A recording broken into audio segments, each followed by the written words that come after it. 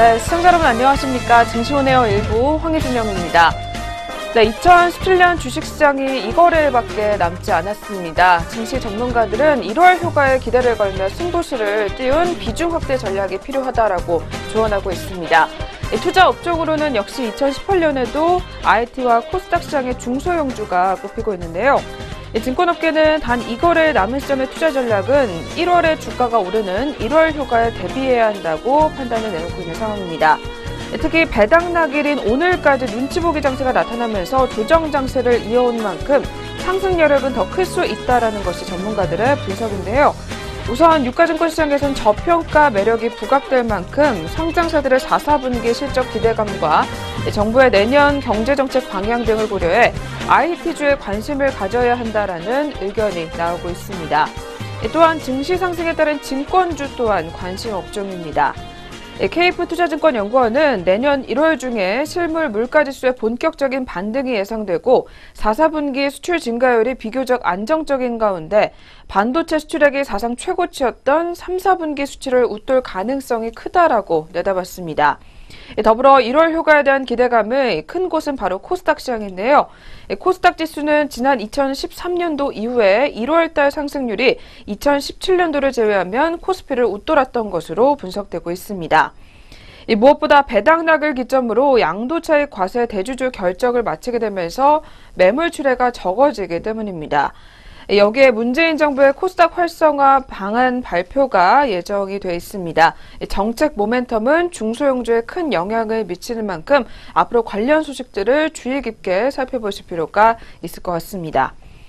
네, 그렇다면 저희 먼저 전일장 국내 시장 마감 동향부터 더 자세하게 들여다보도록 하겠고요. 이어서 간밤 글로벌 증시는 또 어떻게 마감이 됐는지 확인해보는 시간 갖도록 하겠습니다.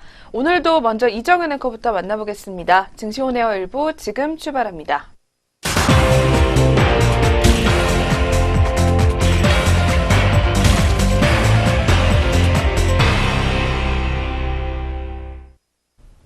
안녕하세요. 이정현입니다. 전거래일 마감 동향 짚어보도록 하겠습니다. 먼저 국내 증시입니다. 네, 코스피가 26일 개인의 대규모 팔자세에 2,430선을 내주면서 결국 하락 마감했습니다. 이 개장 후에 얼마 지나지 않아 2,457.19포인트까지 고점을 높이면서 2,450선을 내주기도 했습니다. 하지만 이내 다시 상승폭을 좁히면서 오후 2시쯤에는 아래 방향으로 완전히 방향을 트는 모습이었는데요. 자세한 수급부터 마감 동향 짚어보시죠. 코스피 시장 수급입니다. 개인이 8,944억 원을 덜어냈습니다. 반면에 외국인과 기관이 각각 158억 원, 그리고 8,725억 원을 사들였는데요. 코스피 지수 결국에는 0.54% 하락하면서 2,427.34포인트의 장을 마감지었습니다. 네, 이렇게 오전장 코스피 시장에 이어서 또 코스닥 시장 확인해 보겠습니다. 이 기관과 외국인 동반 매수세가 유입이 되면서 장 초반에는 급증한 이후에 이 개인의 대규모 매도세가 나오면서 시총 상위 반도체 그리고 IT주 약세가 전환되면서 상승폭을 조금은 주춤하게 축소하는 모양이었습니다. 자세한 수급부터 마감 동향 짚어보시죠. 네, 코스닥 시장입니다. 개인이 6,135억 원을 덜어냈지만 외국인과 기관이 강한 매수세를 보였습니다. 각각 558억 원, 그리고 5,697억 원을 사들였습니다. 네, 코스닥 시장 결국 0.13% 상승세 올라주면서 761.21포인트의 장을 닫았습니다. 이렇게 코스피와 코스닥 시장에 이어서 또 업종별 마감 흐름 자세하게 짚어보겠습니다. 이 코스피를 업종별로 보면요. 전기전자의 하락세가 가장 두드러졌습니다. 이어서 의료정밀, 제조업, 종이목재, 은행 등 모든 종목들이 아래로 향하는 모습이었습니다. 이 반면에 비금속 광물과 건설업, 그리고 보험, 통신업, 금융업 등은 상승했습니다. 올해 12월 결산법인의 배당락인 27일 하루를 앞두고 이 배당률이 비교적 높은 통신이 강세를 나타냈다는 분석이 나왔습니다. 일반 투자자들은 이날까지 주식을 매수하면 12월 결산 상장법인의 배당을 받을 수 있다고 전문가들은 전했습니다. 네, 코스피 시가총액 상위 종목을 보면요. 대장주 삼성전자는 전거래일보다 7만 5천 원가량 내려주면서 241만 원의 거래를 마쳤습니다. 반면에 SK하이닉스, 그리고 삼성전자 우선주, 그리고 LG화학 등도 하락으로 종료하는 모습이었습니다. 이와 달리 현대자동차, 포스코, 네이버, KB금융, 현대모비스, 한국전력 등은 오름세로 마무리를 지었습니다. 대신증권연구원은 코스피는 장중 2,450선을 회복하기도 했지만 이 실적 불확실성이 커지고 있는 전기전자 업종이 약세를 띠면서 상승폭을 조금은 주춤하는 모습을 시현했다며 이 기관이 전기전자 업종을 프로그램 매수하고 있지만 이 개인의 매도세가 더 우세했다고 설명했습니다. 그렇다면 주요 투자자들은 어떤 종목을 매매했을지 외국인과 기관 상위 매매 종목 살펴보시죠. 먼저 코스피 시장부터 확인해 보도록 하겠습니다. 외국인입니다. 매수세에서 SK하이닉스를 가장 많이 사들였습니다. 이어서 LG화학 그리고 네이버 순으로 장을 닫았고요. 기관 같은 경우에는 삼성전자를 가장 많이 사들이면서 네이버 그리고 신한지주 순으로 장을 종료했습니다. 매도 상위 종목으로 넘어가 보도록 하겠습니다. 외국인 같은 경우에는 신한지주, S-오일 그리고 KT-ENG 순으로 장을 닫았고요. 기관 같은 경우에는 SK하이닉스를 가장 많이 덜어내면서 S-오일 그리고 LG이노텍 순으로 장을 마감지었습니다. 네, 이렇게 코스피 시장에 이어서 또 코스닥 시장 확인해 보시죠. 외국인 매수 종목 같은 경우에는 셀트리온을 가장 많이 사들였습니다. 이어서 포스코캠텍 그리고 신라젠 순으로 장을 닫았고요. 기관 같은 경우에는 셀트리온, 신라젠 그리고 셀트리온 헬스케어 순으로 장을 닫았습니다. 네, 매도 상위 종목입니다. 외국인이 CMG 제약을 가장 많이 덜어냈습니다. 이어서 실리콘웍스 그리고 KMW 순으로 덜어내면서 장을 마감지었습니다. 네, 마지막으로 기관입니다. 기관 같은 경우에는 스튜디오 드래곤을 가장 많이 덜어내는 모습이었는데요. 이어서 시스윅 그리고 테라젠 이텍스 순으로 장을 마감지었습니다. 네, 이렇게 전거래일 국내 증시까지 마감 동향 살펴보셨습니다. 그렇다면 국제유가와 또 글로벌 증시는 어떻게 문을 닫았는지 확인해 보겠습니다. 네, 먼저 국제유가입니다. 국제유가는 어제 날짜 큰 폭으로 뛰는 모습이었습니다. 2015년 6월 이후에 종가 기준으로 바로 가장 높은 기준을 기록했습니다. 장중 한때 60달러를 찍기도 했는데요. 이 리비아에서 무장 괴한들이 송유관을 폭발시켜서 리비아의 원유 생산이 하루 최대 10만 배럴이 줄어들게 됐다는 이 보도가 유가를 끌어올린 것으로 분석이 됐습니다. 네, 국제유가 결국 2.57달러 상승한 59.97달러에 장을 마감지었습니다. 국제유가에 이어서 또 글로벌 증시 확인해 보겠습니다. 먼저 뉴욕 증시입니다. 이 뉴욕 증시에서 주요 지수는 26일 시가총액 대장주인 애플 주가가 하락한 영향으로 약세로 출발했습니다. 이 시장은 애플을 비롯한 기술주 움직임과 또 경제 지표 등을 주목하고 있습니다. 개장 전 거래에서 애플 주가는 2%대 넘게 내렸습니다. 이 월스트리트 저널은 이날 전반적인 개별 종목 주가 등락이 크지 않은 가운데 이는 눈에 띄는 하락세라고 진단했는데요. 자세한 지수 다우지수부터 확인해 보시죠. 네, 다우지수입니다. 0.03% 하락한 2474.21포인트의 장을 마감지었습니다. 나스닥 지수는 0.34% 하락하면서 6936.25포인트의 장을 닫았고요. S&P 500 지수는 0.11% 내린 2680.50포인트의 장을 종료했습니다. 네, 이렇게 오전장 글로벌 증시 뉴욕에 이어서요. 또 바로 유럽으로 넘어가 보겠습니다. 20일, 26일 박싱데이와 크리스마스 연휴로 이 유럽 대부분 증시가 휴장을 했습니다. 이 유로화와 파운드화도 잠잠한 흐름을 이어가고 있고요. 이날 금융시장에 따르면요, 영국 런던 증시는 이 박싱데이로 휴장을 했고, 독일 프랑크푸르트 증시와 프랑스 이 파리 증시는 크리스마스 연휴로 쉬어가는 모습이었습니다. 네, 휴장한 유럽 증시는 오늘부터 다시 정상 거래됩니다. 자세한 마감 지수 함께 확인해 보시죠. 네, 영국 지수입니다. 0.15% 하락한 7,592.66포인트의 장을 닫았고요. 프랑스 깍그 지수는 0.39% 하락한 5,364.72포인트, 그리고 독일 닥스 지수도 0.28% 하락한 13,072.79포인트로 25일장 마감했던 지수와 똑같은 지수입니다.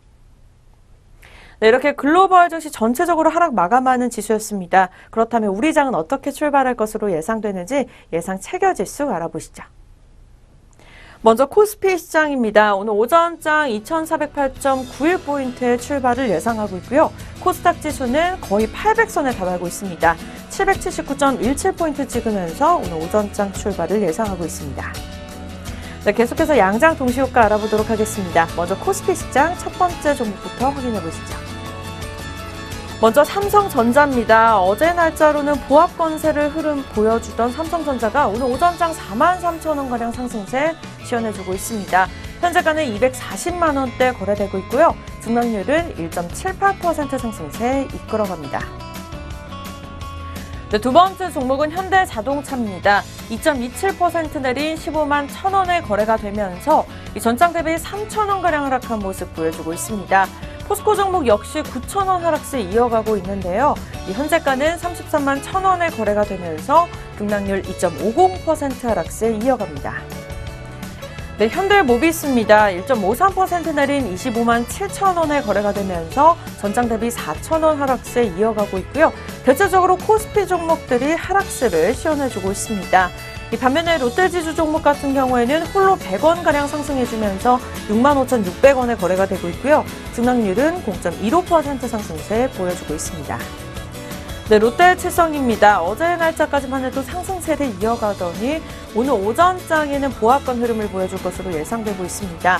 현재가는 133만 8,000원에 거래됩니다.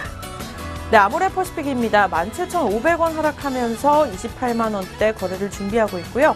등락률은 5%대 넘게 급락세 이어가고 있습니다. 네, 오리온홀딩스입니다. 1.11% 내린 26,800원의 오전장 준비하면서 전장 대비 300원 하락세 이어갑니다. 다음은 영풍입니다. 만원 하락한 100만 원 초반대 거래 준비하면서 등락률 0.94% 하락세 이어갑니다. 네, 이렇게 코스피 시장에 이어서 또 코스닥 시장 바로 확인해 보겠습니다. 먼저 셀트리온 종목부터 확인해 보시죠. 네, 등락률 12% 넘게 급등세 이어가고 있습니다. 현재가는 21만 4,500원에 준비하고 있고요. 전장 대비 23,800원 상승세 이어갑니다. 네, CJ 쇼핑입니다. 3,900원 하락한 24만 2,100원에 거래 준비하면서 등락률 1.59% 하락세 이어갑니다. 파라다이스 같은 경우에는요, 450원가량 상승세 이어가지고 있습니다. 오늘 수요일 오전장 22,000원에 거래 준비하면서 등락률 또한 2.09% 급등세 이어갑니다. 네, 서울 반도체입니다. 0.88% 오른 28,550원에 거래 준비하면서 전장 대비 250원 상승세 이어갑니다. SM 같은 경우에도요, 1.14% 상승세 이어가면서 현재가 35,250원에 거래를 준비하고 있습니다. 다음은 동사입니다. 1.35% 내린 3만 원에 약간 못 미치는 29,150원에 거래하면서요. 전장 대비 450원 하락세 이어가고 있습니다. 네, 이어서 CJ ENM입니다. 100원 상승한 96,300원에 거래를 준비하면서 등락률 0.10% 상승세 이어갑니다. 네, GS 홈쇼핑입니다. 22만 8,300원에 준비하면서 2.02% 하락세 이어가고 있고요. 전장 대비 4,700원 하락세 이어가고 있습니다. 다음은 골프존 유딘입니다. 0.19% 내린 5,430원의 거래를 준비하고 있습니다. 네, 90원가량 전장 대비 하락세 이어가고 있습니다. 네, 솔브레인입니다. 0.44% 내린 68,100원의 거래를 준비하고 있고요. 전장 대비 400원 하락세 이어갑니다. 네, 마지막으로 인터플렉스입니다. 오늘 수요일 오전장 42,500원에 출발이 예상되고 있습니다. 네, 이상 양장동시효과였습니다.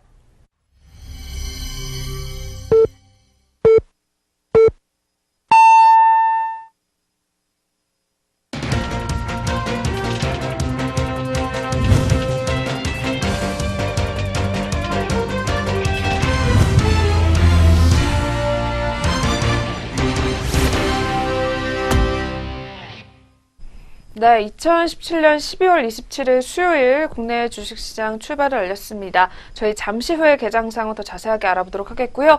그 전에 역시 전일장 우리 시장에서는 또 어떤 종목들이 들썩였는지 그리고 이어서 아시아권 주요국 증시까지 확인해 보도록 하겠습니다. 오늘도 증시호네어 일부 김남우 앵커와 함께하도록 하겠습니다. 앵커님 어서 오세요. 안녕하세요. 안녕하세요. 김남우입니다. 네, 그럼 전일장 국내 시장 마감 동향부터 더 자세하게 들여다보겠습니다. 이어서 체크 부탁드릴게요. 코스피 시장 또 한 번 파란불로 장을 마쳤습니다. 어제는 전거래일보다 13.2포인트 하락한 2427.34포인트로 2430선 밑으로 떨어지는 모습을 기록했습니다. 투자자별로는 개인이 8,932억 원가량 물량을 많이 들었습니다. 반면 외국인이 한때 순매도를 나타냈지만 다시 사자로 전환하면서 246억 원 순매수했습니다. 기관 역시 8,694억 원가량의 순매수 흐름을 보였습니다.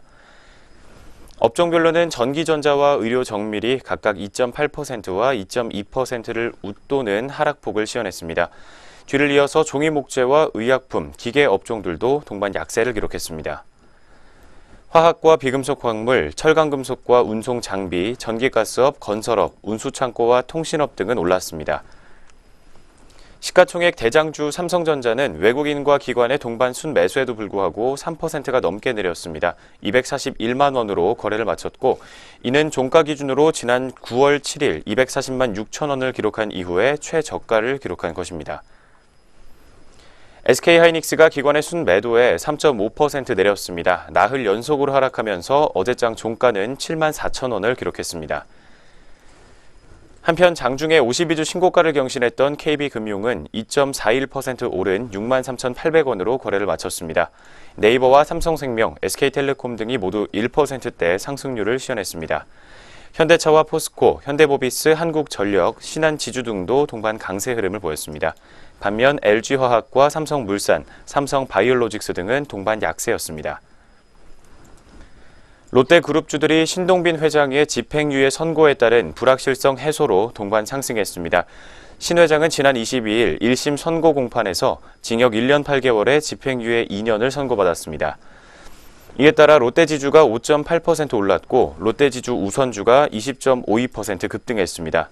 롯데쇼핑과 롯데정밀도 각각 3%대로 상승 흐름을 보였고 롯데제과가 2%, 그리고 롯데케미칼과 롯데푸드가 강보합권에서 거래를 마쳤습니다.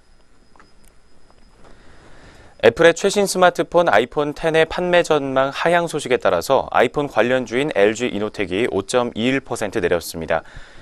또 태광그룹의 지배구조 개선 소식으로 태광산업이 4.6% 올랐습니다. 이 태광그룹은 이날 이호진 전 회장 일가가 보유한 계열사를 7개에서 1개로 줄이는 내용의 지배구조 개선 계획을 발표했습니다. 국제약품이 정부의 신약개발 지원 대상 선정 소식으로 10.5% 급등했습니다. 코스피 시장에서 상승 종목은 459개, 하락 종목은 364개 종목이었습니다. 네, 이어서 코스닥 시장 마감 동향 확인해 보도록 하겠습니다. 이 코스닥 지수는 전거래일보다 1.01포인트, 0.13% 상승한 762.21포인트로 거래를 마쳤습니다. 코스닥은 장중에 1%가 넘게 급등세를 기록하기도 하면서 775.54포인트까지 올랐지만 개인의 대규모 매도세에 상승폭을 줄여나가는 모습이었습니다. 외국인과 기관이 각각 630억 원과 5,500억 원가량의 순매수 흐름을 보였던 반면 개인이 6천억 원이 넘는 물량을 매도했습니다. 업종 중에서는 통신 서비스가 4.5% 올랐고 IT 부품과 비금속, 화학과 정밀기기, 유통 등이 상승 마감했습니다. 제약과 기계장비, 기타 제조와 종이 목재, 인터넷과 소프트웨어 등은 동반 약세를 보였습니다. 시가총액 대장주 셀트리온은 개인의 대규모 순매도로 3.4% 내렸습니다. 19만 5천 원의 어제장 종가를 형성했습니다. 이 반면 셀트리온 헬스케어는 4.4% 가까이 오르면서 10만 100원으로 거래를 마쳤습니다. 셀트리온 헬스케어가 종가 기준으로 10만 원대에 진입한 것은 지난 7월의 코스닥 상장 이후 처음입니다. 신라제는 2.5% 가까이 내렸고 CJ E&M과 로엔, 펄어비스와 메디톡스, 휴젤과 바이로메드 등은 강세 흐름을 보였습니다. 한편 지난 19일 스펙과의 합병으로 코스닥 시장에 상장했던 로보로보는 상한가를 기록하며 거래를 마쳤습니다. 옐로모바일로 인수된 IGS 시스템 역시 가상통화사업 강화 기대감으로 가격 제한폭까지 오르며 사흘 연속으로 상한가 행진을 이어갔습니다. 다물 멀티미디어 종목도 상한가를 기록했습니다. 또 오스코텍은 류마티스 관절염 치료 신약의 후보 물질이 미국 FDA에서 임상 이상 시험 허가 신청 소식으로 8.95% 상승 마감했습니다. 한편 8개월 만에 거래가 재개된 중국 기업 왈리가 22.14% 급락했습니다. 이 왈리는 지난 4월 감사의결 의견 거절을 받으며 상장 폐지 사유가 발생했습니다. 이후에 재감사를 진행했고 한정으로 감사 의견이 변경되면서 상장 유지가 결정됐습니다.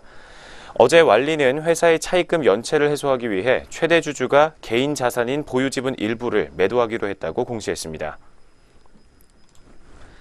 539개 종목이 상승 흐름을 보였고 628개 종목이 하락했던 코스닥 시장이었습니다. 원달러 환율은 전거래일보다 3.6원 하락한 1076.1원의 거래를 마쳤습니다. 코스피 200 지수 선물 3월물은 1.05포인트 하락한 317.95포인트를 기록했습니다. 여기까지 전거래일 마감 동향부터 먼저 확인해봤습니다. 이어서 전거래일 특징주 4가지 종목으로 정리해보도록 하겠습니다. 먼저 GL팜텍 종목입니다. 정부가 약 8조 원을 투자해 신약 개발 등 13개 혁신 성장 동력을 선정했다는 소식으로 GL팜텍의 매수세가 몰렸습니다. 과학기술정보통신부와 기획재정부 등 정부 10개의 부처는 지난 22일 제13회 국가과학기술심의회 미래성장동력 특별위원회를 열고 혁신성장동력 추진계획을 심의 확정했습니다. 해당 계획에 따르면 지능형 반도체, 첨단 소재, 혁신신약과 신재생 에너지 등 산업 기반 부문과 빅데이터, 인공지능, 5G, 사물 인터넷과 같은 지능화 인프라 부문 등 총 13개 혁신 성장 동력을 선정하고 2022년까지는 총 8억 원을 투자한다는 계획입니다. 이에 따라 2025년까지 55만 개 이상의 일자리가 창출될 예정입니다. GL팜텍은 신경병성 통증 치료제를 개발하고 있습니다. 대원제약과 종근당 등 국내 회사 4곳과 기술 이전 계약을 체결했으며 전 세계 시장 규모는 5조 원에서 6조 원에 달합니다. 첫 번째 전일장 특징주 GL팜텍 종목이었습니다. 현재 오늘장에서도 2.7% 정도의 강세 흐름으로 장을 시작하고 있는 모습입니다. 주가는 90원 상승한 3,375원 선에서 형성되어 있습니다. 이어서 두 번째 종목으로 아이지스 시스템 종목 확인해 보도록 하겠습니다.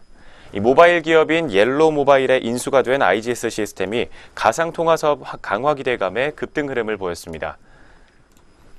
어제 옐로우 모바일은 블록체인 사업 강화를 목적으로 아이지스 시스템의 주식 783만 4,389주와 경영권을 206억 원에 인수하는 계약을 체결했습니다.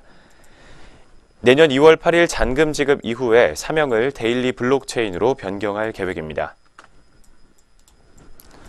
두 번째 아이지스 시스템 종목이었습니다. 현재는 0.45%에서 0.6%대로 강보합권에서 등락을 반복하고 있는 모습 확인되고 있습니다. 주가는 20원 가까이 상승한 3,330원 선에서 등락을 거듭하고 있습니다. 이어서 세 번째 종목은 큐리언트 종목으로 확인해 보겠습니다. 큐리언트가 경구용 면역항암제 개발 진전 소식에 강세 흐름을 보였습니다. 특히나 어제 한국투자증권은 큐리언트가 주력 파이프라인의 타깃 시장이 비교적 제한적인 관계로 그동안 시장에 큰 주목을 받지 못했다고 평가했습니다.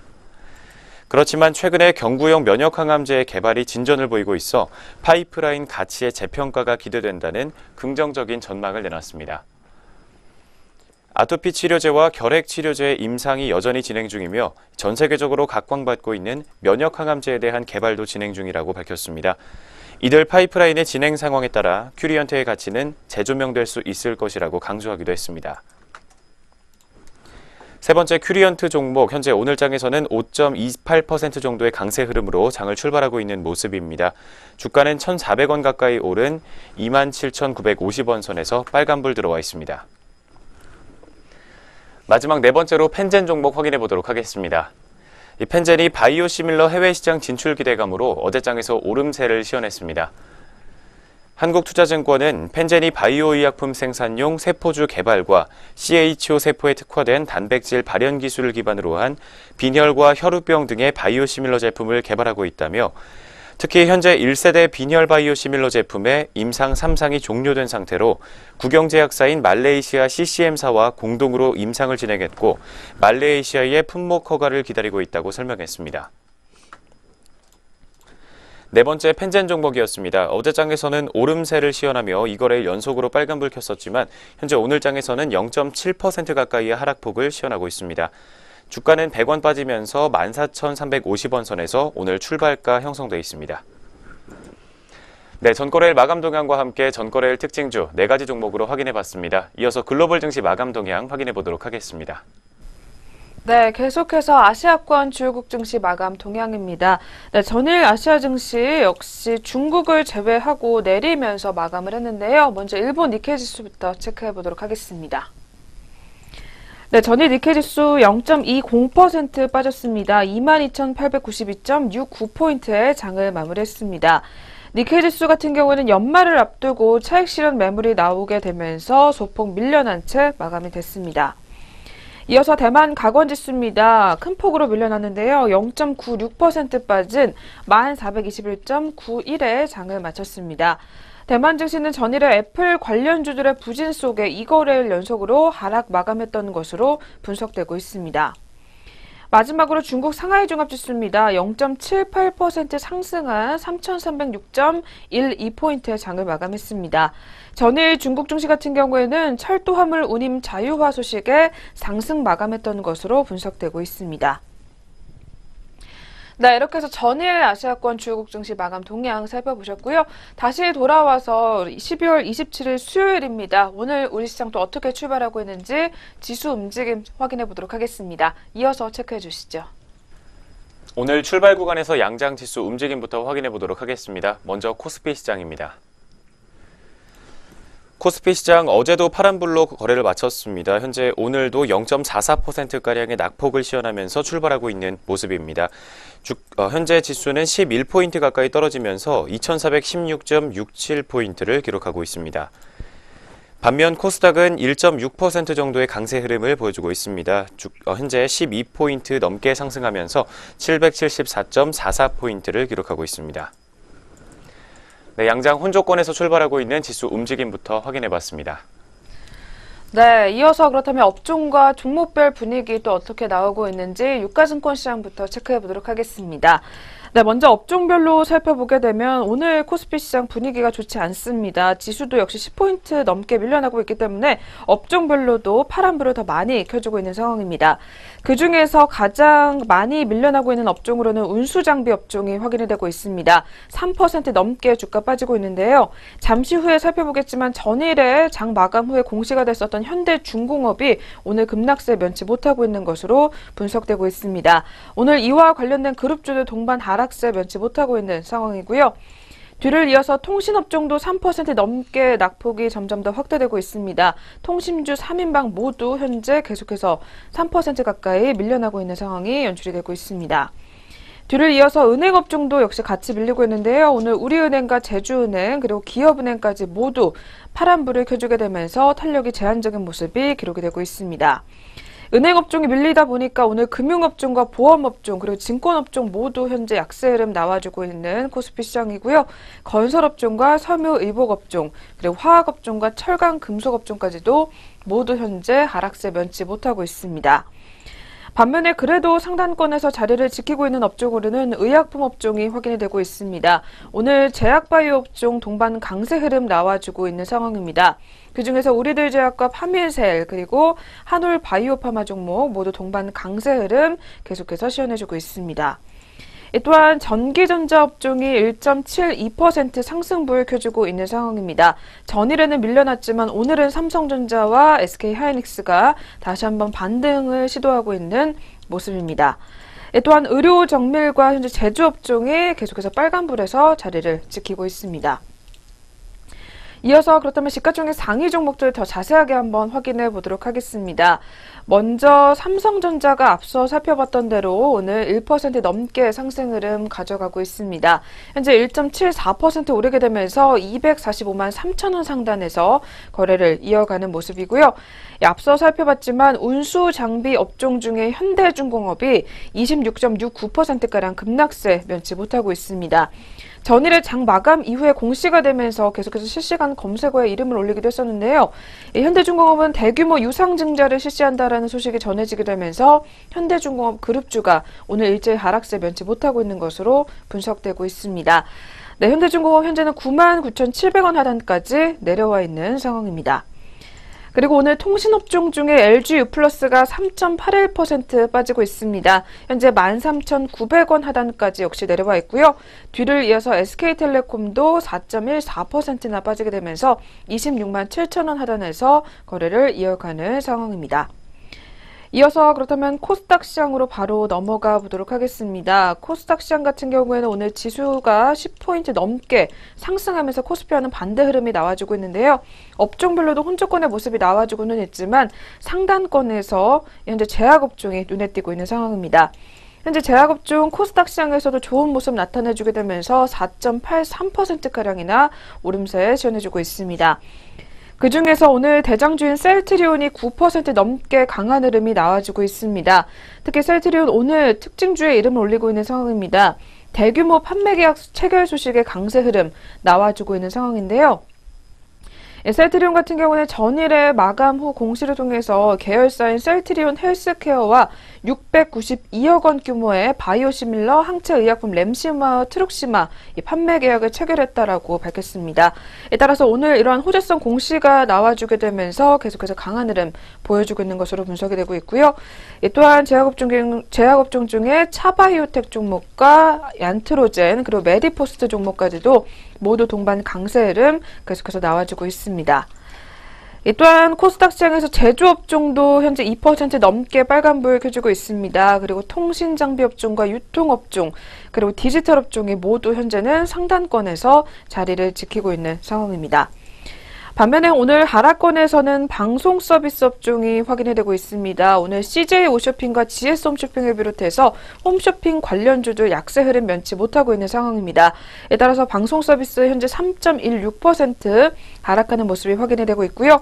그리고 통신방송과 출판 매체, 건설업종과 화학업종 모두 현재는 하락권에서 자리를 지키고 있습니다.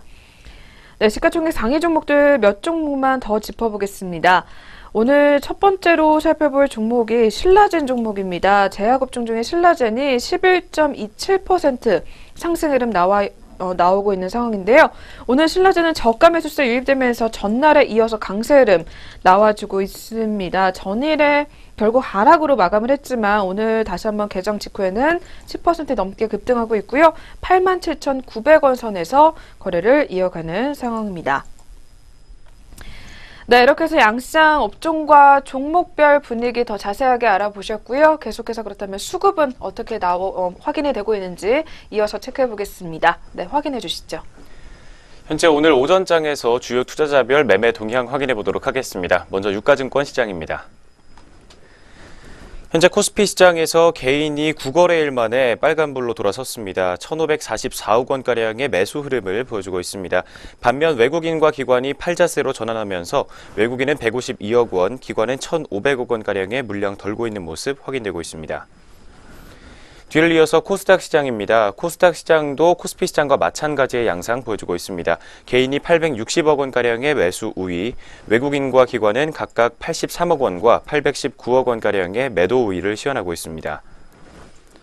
마지막으로 선물 시장입니다. 오늘 오전장에서 기관이 사자세로 전환한 모습 확인되고 있습니다. 1,500계약 정도의 물량을 담고 있는 반면 개인과 외국인이 각각 600억 원이 넘는 물량 덜어내고 있는 모습 확인되고 있습니다. 오전장에서 주요 투자자들의 매매 동향이었습니다. 네, 이렇게 해서 저희 오늘 개장 분위기부터 먼저 짚어보셨고요. 이어서 증권사별 리포트 살펴보는 시간으로 넘어가 보도록 하겠습니다.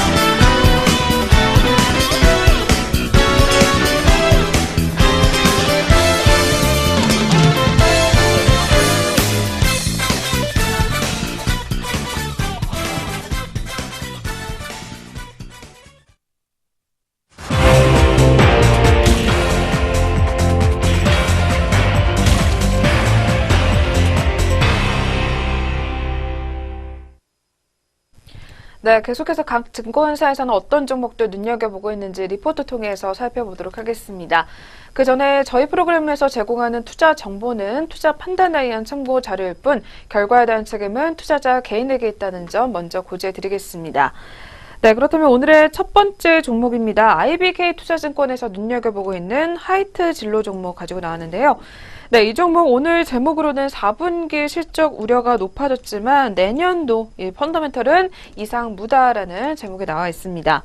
먼저 4분기 실적에 대한 우려가 나오고 있다고 하는데요. 먼저 어떤 내용인지 자세하게 확인해 보도록 하겠습니다. 네, 지난 4분기의 경우 매출액과 영업이익 모두 컨센서스를 크게 하회할 것이라는 전망이 제기되고 있습니다. 특히 매출액의 경우에는 4,578억 원을 기록하며 전년 동기 대비 7% 가까이 떨어질 것으로 보입니다. 영업이익은 1년 전보다 약 46%가 떨어지면서 224억 원을 기록할 것으로 전망되고 있습니다. 지난 1분기에 희망퇴직 실시에 따른 비용 절감 효과에도 불구하고 추석 연휴 전 9월 가수요와 10월 파업에 따른 생산 중단, 그리고 노사 간 임금 협상에 의한 인상분 반영 등을 고려하면 일시적인 실적 부진은 불가피한 상황이다라고 분석이 되고 있습니다. 사업 부문별로 살펴보면 맥주 부문의 매출액이 1,850억 원, 영업이익은 37억 원으로 적자가 예상되고 있습니다. 이번 분기에 필라이트 판매량은 180만 상자로 약 231억 원의 매출을 기록할 것으로 보입니다. 3분기에 판매량이 250만 상자였던 것에 비하면 크게 줄겠지만 비성수기임을 고려해본다면 양호하다는 의견도 함께 제기가 되고 있습니다. 또 수입 맥주 부문의 매출은 기린 이치방과 크로넨버그 판매 호조세로 전년 동기 대비 65% 증가하면서 242억 원을 기록할 것으로 추정되고 있습니다.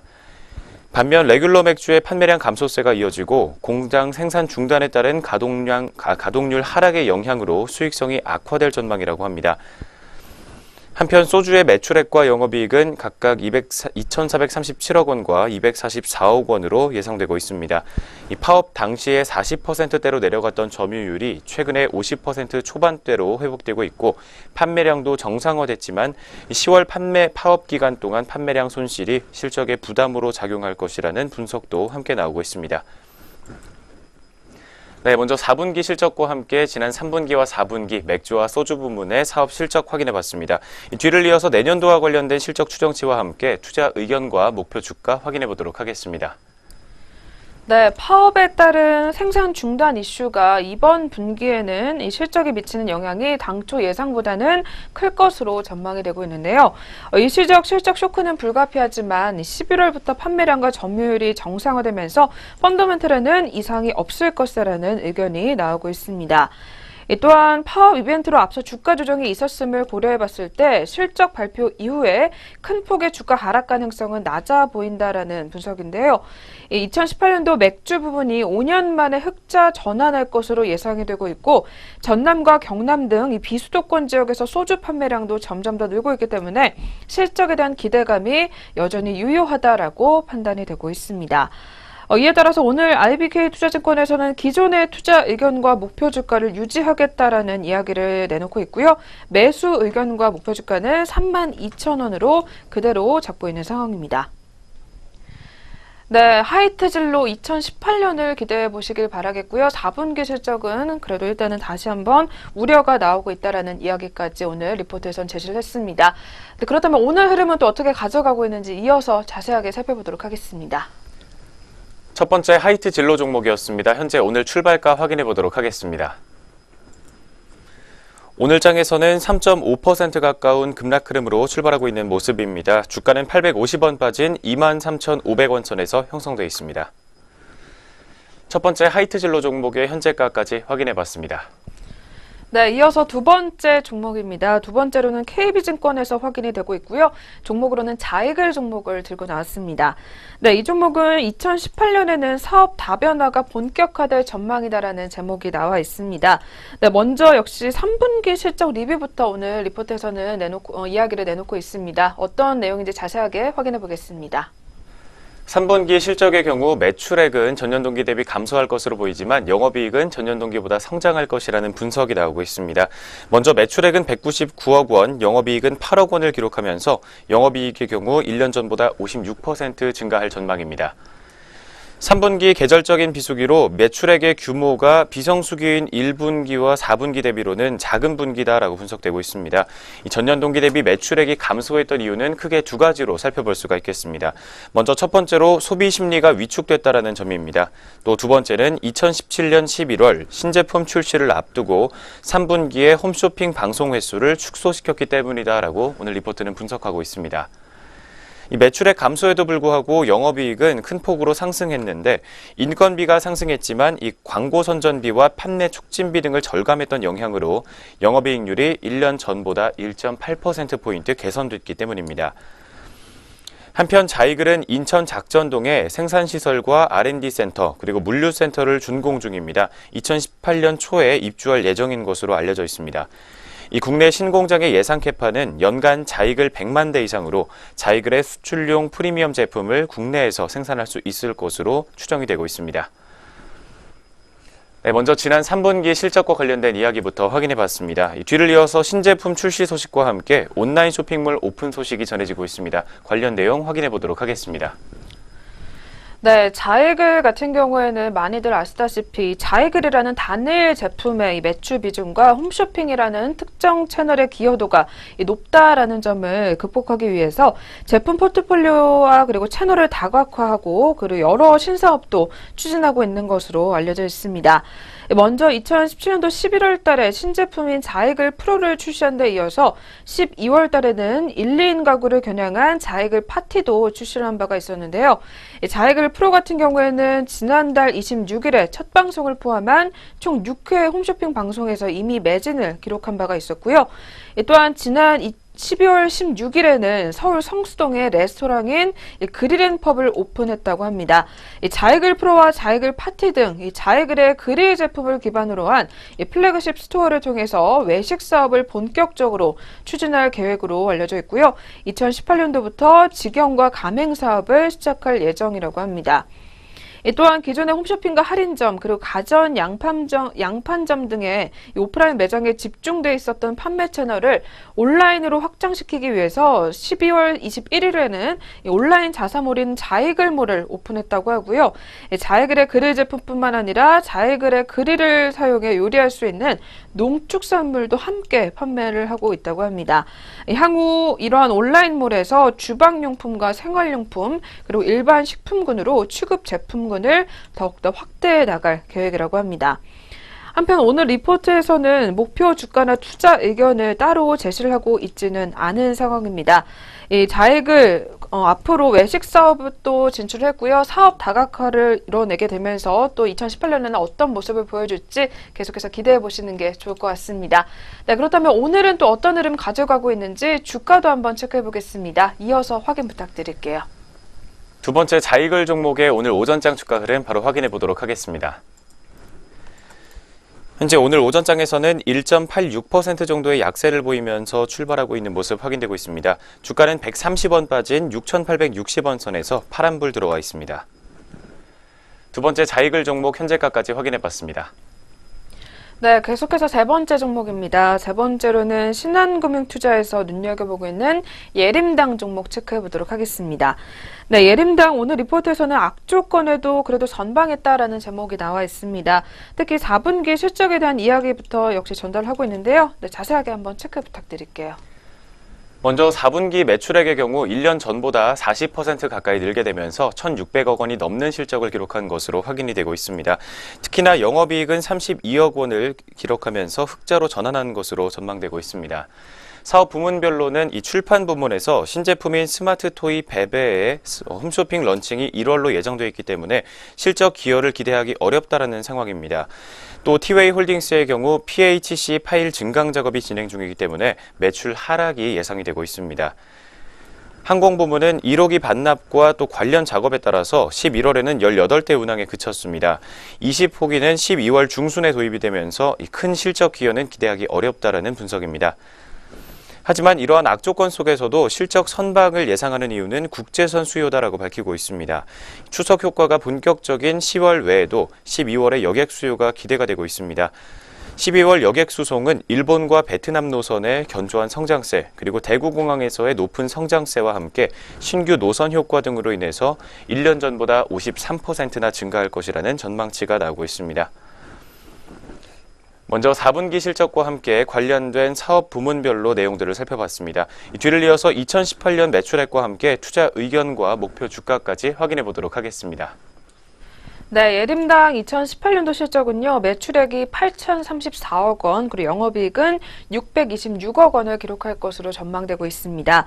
이 출판 부분에서는 신제품인 베베와 그리고 12월 달에 런칭했었던 창의융합영재교육학원인 Y슈타인이 실적이 새롭게 반영된 것으로 분석되고 있는데요. 또한 티웨이홀딩스는 PHC 파일 증강 작업이 마무리되면서 수요 증대가 기대가 된다고 합니다. 또한 항공 부문 같은 경우에는 항공기 6대가 추가 도입이 되면서 실적의 외형 성장을 이끌 전망이라고 합니다. 이렇게 예림당 같은 경우에는 기재 확장에 따른 규모의 경제와 더불어 견조한 국제선 여객 성장세에 따라서 오늘 리포트에서는 투자 의견 매수를 유지한다라고 전달을 하고 있고요. 반면에 목표 주가 같은 경우에는 4% 하향 조정을 해서 잡았습니다. 추가 상승 여력은 아직 남아 있지만 목표 주가 같은 경우는 보수적으로 판단을 하면서 이번에는 12만 원으로 하향 제시를 했습니다. 네, 세 번째로 만나본 예림당이었습니다. 이 종목도 역시 오늘 흐름까지 계속해서 체크해 보도록 하겠습니다. 세 번째 예림당 종목 오늘 강보합권에서 출발하고 있습니다. 자세한 주가 흐름 확인해 보겠습니다.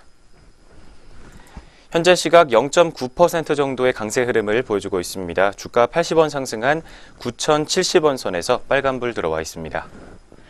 세 번째 예림당 종목이었습니다. 네, 그렇다면 오늘의 마지막 종목입니다. 마지막으로는 한국투자증권에서 가지고 나왔고요. 종목으로는 오리온 종목이 올라와 있습니다. 네, 이 종목 사드 회복은 아직 이르지만이라는 제목이 나와 있습니다. 먼저 4분기 실적에 대한 이야기부터 내놓고 있는데요. 자세하게 한번 확인해 주시죠. 4분기에는 매출액과 영업이익이 모두 컨센서스를 하회할 것이라는 전망이 나오고 있습니다. 매출액은 전년 동기 대비 16%가 넘게 감소하면서 4,953억 원을 기록할 것으로 보이며 영업이익도 52%나 감소한 424억 원으로 전망이 되고 있습니다. 이러한 실적 부진의 원인으로는 중국의 판매 감소가 예상보다 크기 때문인 것으로 분석이 되고 있습니다. 예상됐었던 춘절 시점의 차이로 인한 가수요의 전년 동기 대비 제거 영향 외에도 10월과 11월의 판매가 전년 동기보다 20%대 전후로 감소했기 때문입니다. 중국의 건과 시장의 침체가 계속되고 있는 가운데 이 사드 이슈로 경쟁사에게 매대를 수개월 동안 뺏겼던 것이 실적의 더딘 회복의 원인이다라고 분석이 되고 있습니다. 이 12월에는 가수요의 전년 동기 대비 감소 영향이 클 것으로 분석이 되고 있기 때문에 4분기 중국 매출액 역시 약 32% 가까이 감소할 것이라는 전망이 나오고 있습니다. 그렇지만 인력비와 프로모션비 절감이 계속되고 있어서 이러한 판매 감소에도 불구하고 5% 정도의 영업이익률은 달성이 가능할 것이다라는 전망도 함께 제기를 하고 있습니다. 먼저 4분기 실적과 함께 중국 시장에서의 매출 부진에 관한 이야기부터 확인해 봤습니다. 뒤를 이어서 베트남과 러시아 시장 매출액과 함께 2018년도 실적 추정치까지 한 번에 확인해 보도록 하겠습니다.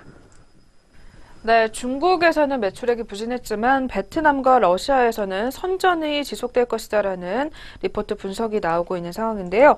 먼저 베트남의 매출액은 4분기에 춘절 전 가수요 축소 영향에도 불구하고 전년 동기 대비 13.5%가량 증가할 전망이라고 합니다. 또한 러시아에서도 판매량이 10% 이상 성장하고 유통법 개정 영향 등으로 17.7%의 매출 성장이 기대가 된다고 하는데요. 또한 한국 같은 경우에는 꼬북칩 등의 스낵류의 계절적 비수기 영향으로 인해서 매출액의 증가율은 3.7%로 다시 낮아질 것이다라는 분석이 나와 있습니다. 이 한편 4분기 실적은 예상보다 부진하겠지만 2018년에는 중국을 중심으로 한 실적 개선을 기대해 볼 만하다라는 이야기가 나와 있는데요. 먼저 오리온의 2018년도 중국에서 약 20여 개의 신제품을 론칭하고 그리고 상반기 중에 초코파이의 중량 증가를 동반한 가격 인상을 추진할 것으로 보인다고 합니다. 공격적인 신제품 출시는 일단 경소상 접촉에 힘을 실어줄 것으로 보여지고요.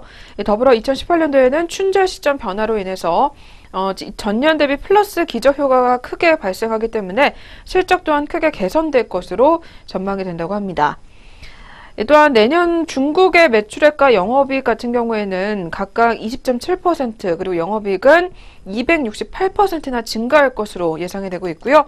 중국에서만 매출액이 1조 897억 원, 그리고 영업이익은 1,436억 원을 기록할 것으로 전망이 되고 있습니다. 또한 베트남과 러시아에서는 양산빵과 같은 신제품이나 기존 라인 확충에 투자가 진행이 될 것으로 보여지고요. 이 매출 증가로 인해서 규모의 경제 효과로 인해서 수익성 하락은 제한될 전망이다라는 분석이 나와 있는 상황입니다. 한편 오늘 리포트에서도 목표 주가를 그대로 유지하고 있는 상황입니다. 투자 의견은 매수, 목표 주가는 14만 원을 제시했습니다. 네, 마지막으로 만나본 오리온 종목이었습니다. 이 종목도 이어서 오늘 흐름까지 체크해 보도록 하겠습니다. 네 번째 오리온 종목이었습니다. 현재가 흐름 확인해 보도록 하겠습니다.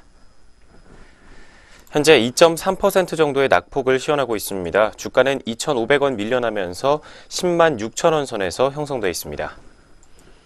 네 번째 오리온 종목까지 현재 흐름 확인해 봤습니다.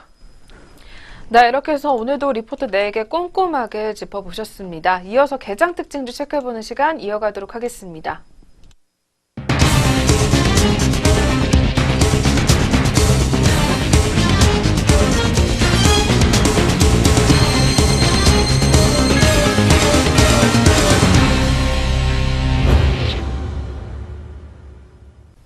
네, 안녕하세요. 이정현입니다. 오전장 눈에 띄었던 개장 특징주 4가지 종목으로 정리해봤습니다. 네, 첫 번째로 만나보실 종목은 현대중공업입니다.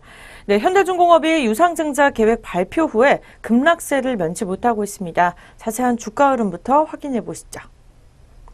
네, 오전장 9시 3분 구간으로 함께 짚어보도록 하겠습니다. 27.79% 하락하면서 98,100원에 거래가 되고 있습니다. 현대중공업은 1조 2,875억 원의 유상증자를 결정했다고 전날에 공시했습니다. 증자 방법은 주주 배정 후에 실권주 일반 공모 방식이고 신주 상장 예정일은 내년 3월 27일까지입니다.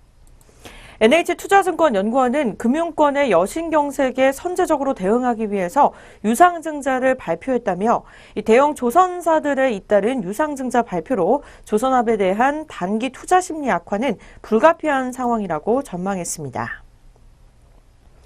오늘 두 번째 종목은 셀트리온입니다. 이 셀트리온이 693억 원 규모의 바이오시밀러 판매 계약 소식이 나오면서 장 초반 급등세 흐름 보여주고 있습니다. 자세한 주가 흐름부터 짚어보시죠.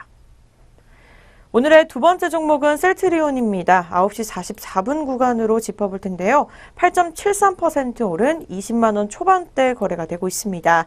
이 셀트리온이 생산하는 바이오시밀러의 해외 영업과 판매를 담당하는 셀트리온 헬스케어도 2.75% 상승한 1,900원 선에서 움직이고 있습니다.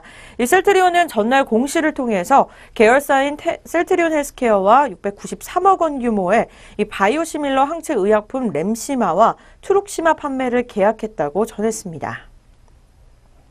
오늘의 세 번째 종목은 뉴프라이드입니다. 뉴프라이드가 27일 오전장부터 강세 흐름 보여주고 있습니다. 자세한 주가 흐름 차트로 확인해 보시죠. 뉴프라이드가 이틀째 오름세를 보여주고 있습니다. 오늘 오전장에도 3.12% 오른 3,800원에 거래가 되고 있습니다. 이 뉴프라이드는 전일 한국거래소의 최대 주주 지분 매각설에 대한 조회 공시 요구에 대해서 이 최대 주주에게 조회 공시 요구 내용에 대해 문의했으나 미국 현지가 휴무일 관계로 현재까지 답변을 아직까지는 듣지 못했다고 밝혔습니다.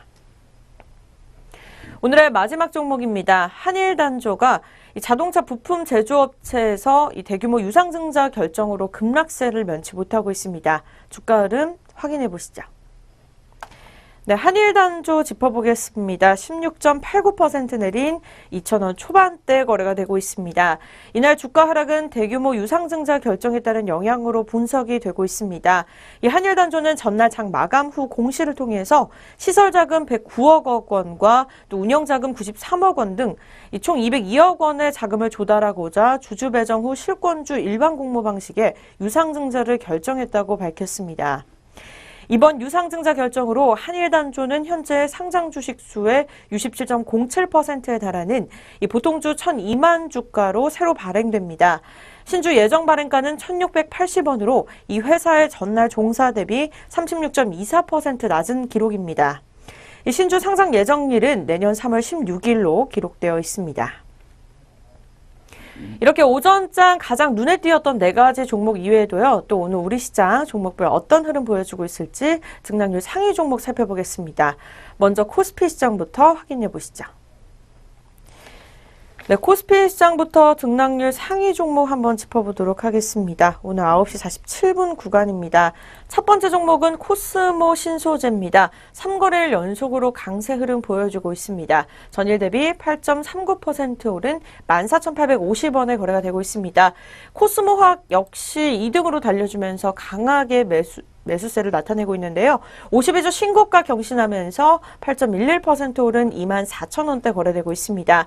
네, 코스피 시장 하락률로 바로 넘어가 보도록 하겠습니다. 현대중공업은 28.31% 내리면서 97,500원에 거래가 되고 있고요. 현대미포조선 또한 19.93% 내려주면서 74,600원에 거래가 되고 있습니다. 네, 코스피 시장에 이어서 코스닥 시장 확인해 보도록 하겠습니다. 상승률 첫 번째 종목은 이 상한가 종목 카테아입니다. 무선 통신장비 제조업체가 인수됐다는 소식이 나오면서 오전장부터 강세 흐름 보여주고 있습니다. 등락률 29.87% 오른 500원에 거래가 되고 있습니다. 두 번째 종목은 로보입니다. 오늘 오전장 21.44% 오른 3,375원에 거래가 되고 있고요. 3거래일 연속으로 강세 흐름 보여줍니다. 네, 하락률은 앞서 살펴드렸던 이 한일단조가 1위를 달리고 있습니다. 코스닥 시장 하락률 첫 번째 종목인데요. 15.75% 내린 2,220원에 거래가 되고 있습니다. 두 번째 종목은 완리입니다. 오늘 오전장 2등을 달려주고 있습니다. 현재 시각 13.43% 내린 606원에 거래가 되고 있습니다. 네, 이상 등락률 상위 종목 살펴보셨습니다. 계속해서 전략 내비게이션 시작됩니다.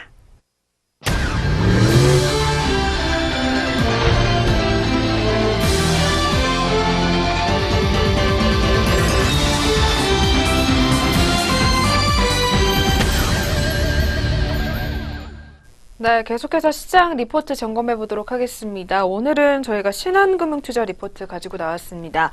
미리 보는 2018년 국내외 증시 전략 한번 짜보도록 하겠습니다.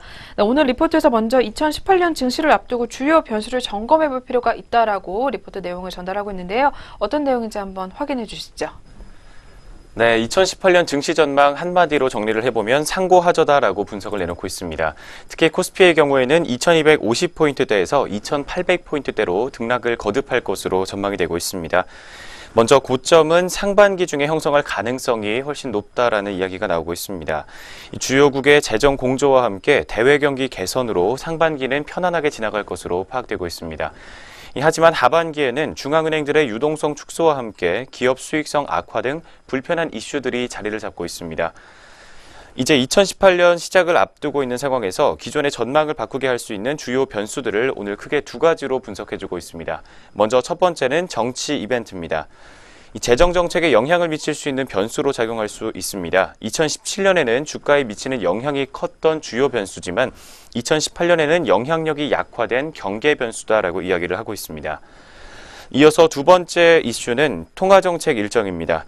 미국 중앙은행의 긴축과 더불어서 ECB 유럽 중앙은행의 양적 완화 종료와 함께 기준금리 인상 가능성까지 존재하고 있습니다.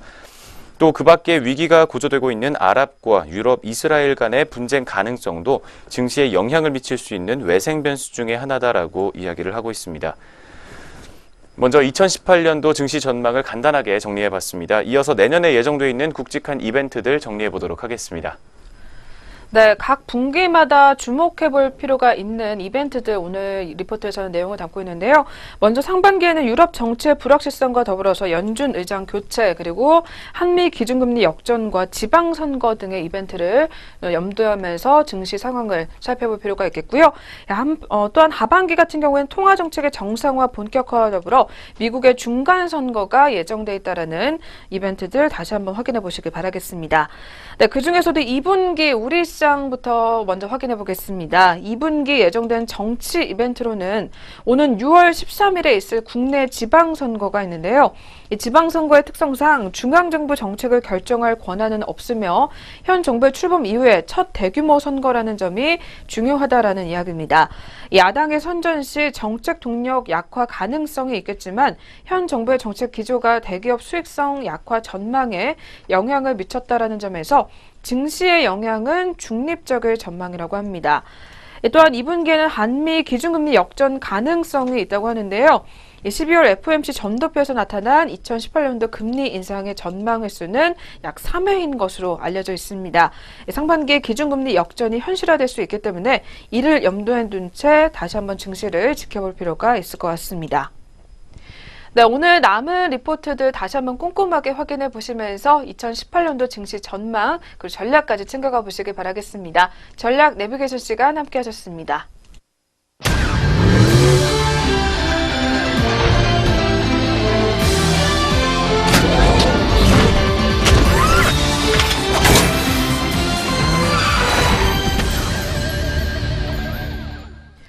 네, 증시오네어 1부 오늘 저희가 준비한 수사는 여기까지입니다. 오늘도 마감장까지 성공투자 이어가시길 바라겠습니다. 내일 다시 찾아뵙겠습니다. 시청해주신 여러분 고맙습니다.